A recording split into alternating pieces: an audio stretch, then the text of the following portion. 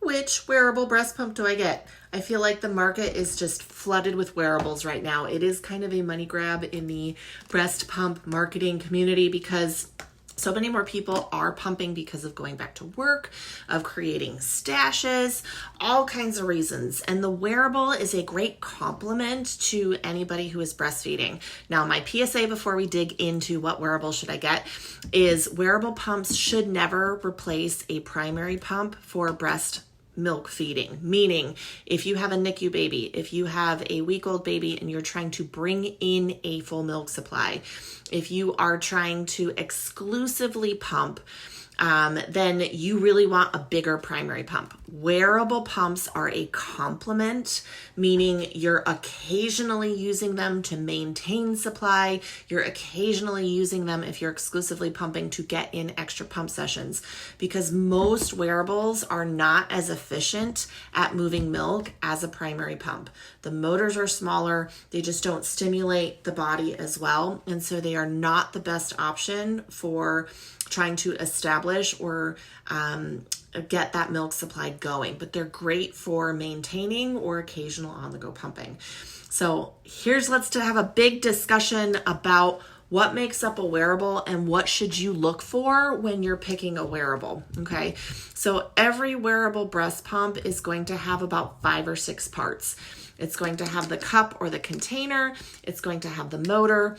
It will have the back that actually touches your body, and then a backflow protector and a duckbill membrane. Those are the pieces that actually generate the suction to move your milk. The backflow protector protects the milk from getting into your motor, and the duckbill is what actually generates the suction. Every pump out there is going to have those pieces in generally a similar location, and I'm not as concerned about that because that's standard in every pump. The big thing to talk about is, where is the motor? That's kind of the first thing that you're looking at when deciding on a wearable. So you'll have some pumps like the Amani, like the Kiss Bobo, like this, I believe the Spectra S12, they're going to have the motor up on top of the cup, okay? So you can pop that motor off and you have that collection cup that sits inside the bra. So this is kind of motor style number 1.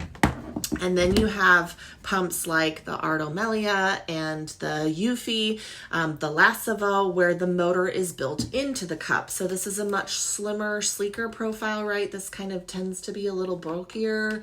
That motor can get kicked off or kind of fall off, right? But this one is built into the actual design of the cup, okay?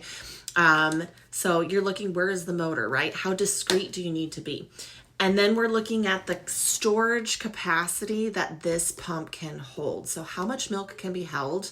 What is your supply like, right? So pumps like the Motif Aura, which I hate this pump. This has a 4-ounce storage capacity, so really small capacity. The Willow is 5 ounces. The Eufy is 5 ounces. The Ardo is 6 ounces. So how much can it hold? Because a lot of these pumps don't have sensors to let you know that you're going to overflow and leak out of that pump. So if you really do have a really robust milk supply and you go above a certain line, you have a higher likelihood of leaking all over yourself without actually being aware, because most of these pumps will not shut themselves off. They just keep going.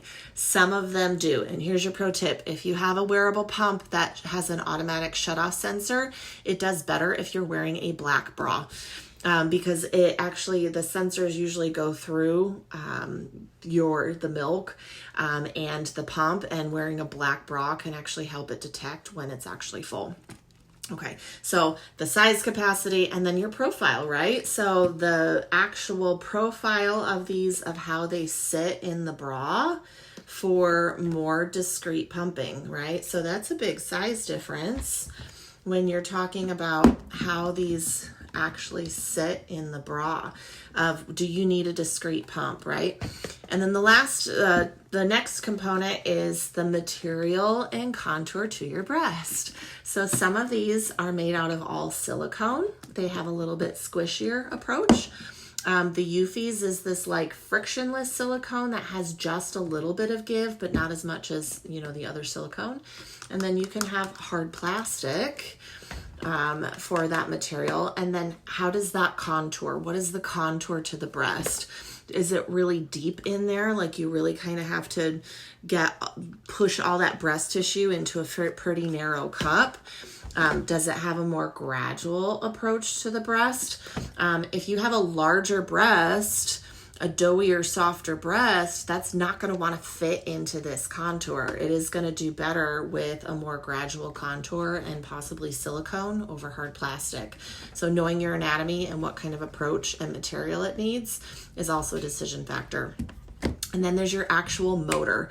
And you're looking at how fast can it pump, how hard can it suck, how loud is it, and how are the speed and the suction related. Okay, so number one is how discreet it is. Some of these pumps sound really loud and you're like, oh my gosh, I don't want the whole world knowing I'm pumping. I already feel like Wonder Woman with these huge boobs and now the entire world can hear me. Some of these pumps are better at their volume than others. And then when you're actually talking about the speed and the vacuum, there's really two different types. There's one where you can control speed and vacuum independently.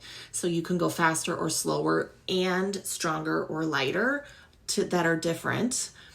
And then there's pumps that do them together. So it's usually the faster you go, the lighter it sucks. And the harder you suction or the higher the vacuum, the slower it pulls. I don't like pumps like that for most people because then you're trying to find that sweet spot of speed and strength. A lot of us need to be able to change how fast and how strong to find what feels comfortable to our own bodies.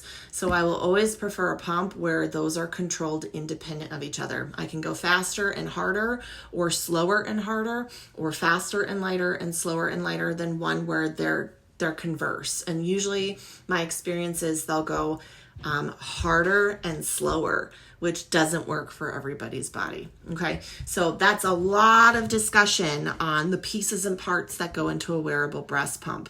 And when I have a patient in my office, I'm looking at their breast anatomy and how it would approach that flange tunnel. I'm looking at their unique nipple anatomy and where we think we need to put that approach to the breast. I'm looking at the volume and being able to change those cycle and vacuum depending on the needs of their body and the storage capacity, how much milk they're making. And if we can get away with some pumps that might be a little cheaper and a little smaller versus needing to go into a pump that's a little bigger or that can hold a little more. So I know you're looking for an answer of which one's the best one, and it really is. It's individual to your body. There are better wearables out there on the market. In my opinion, I tend to prefer the Eufy S1, the Mom Med 21, the Ardo Melia, the Mom Cozy M5 and S12 Pro are usually my go-to recommended wearables for all kinds of reasons. I do not like the Motif Aura. I see the most damage with the Willow and the LV, although people who have them and love them swear by them. So again, there is no one size fits all breast pump for everybody. And what one person can use and love can be different than what somebody else actually needs. So there's my chit chat on wearable breast pumps. Now you know.